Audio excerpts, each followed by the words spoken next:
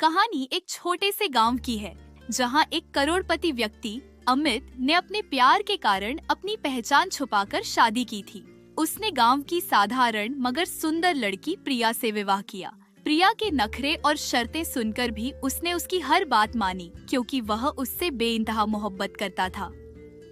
शादी के बाद अमित अपनी ससुराल में रहने लगा ताकि प्रिया खुश रह सके। अमित ने कभी प्रिया की खुशी में कमी नहीं आने दी, लेकिन प्रिया का दिल कहीं और था। वह गांव के ही एक युवक रोहन से प्यार करती थी। प्रिया अक्सर अमित से कटकर रहती और रोहन से मिलने के बहाने ढूंढती। अमित को जब इस बात का पता चला तो उसका दिल टूट गया। वो बहुत रोया। उसने एक कमरे में खुद को बंद कर लिया और कुछ दिन मौन रहा। उसने सोचा कि अगर वह रोहन से लड़ाई करेगा या प्रिया को डांटेगा तो बात और बिगड़ सकती है। उसने एक अलग ही योजना बनाई। अमित ने गांव की एक नेक दिल लड़की नेहा से बात की। नेहा के बारे में अमित को पता था कि वह समझदार और सहानुभूति रखने वाली है। अमित ने उसे अपनी कहानी बताई और अपनी पत्नी को सबक सिखाने में मदद मांगी। नेहा ने अमित की बात मान ली और उसके साथ प्यार का नाटक करने को तैयार हो गई। कुछ ही हफ्तों में पूरे गांव में यह खबर फैल गई कि अमित और नेहा एक दूसरे से शादी करने वाले हैं।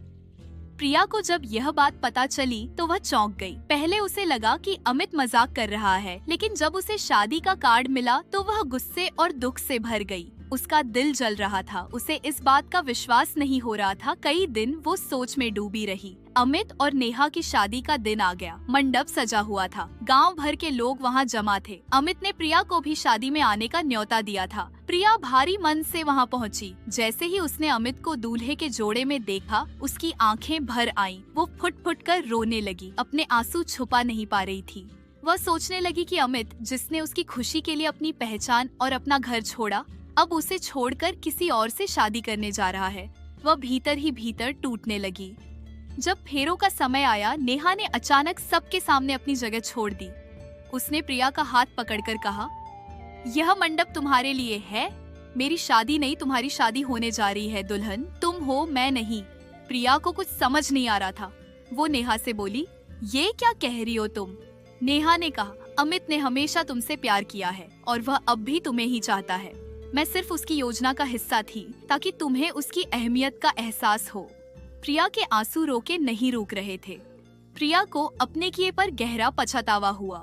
वह फूट फूट कर रोने लगी और अमित के सामने माफी मांगते हुए बोली, मैंने तुम्हें हमेशा नजरअंदाज किया। तुम्हारी सच्ची मोहब्बत को समझने में देर हो गई। मुझे माफ कर दो। अमित ने मुस्कुराते हुए कहा, मैंने यह सब इसलिए किया ताकि तुम यह समझ सको कि रिश्ते में भरोसा और प्यार कितना जरूरी होता है। मैं तुम्हें अब भी उतना ही प्यार करता हूँ जितना पहले करता था। इसके बाद अमित और प्रिया ने शादी की रस्में दोबारा पूरी की। इस घटना ने प्रिया को बदल दिया। उसने अपनी गलतियों को सुधारा और अपने पति की कदर करना शुरू किया।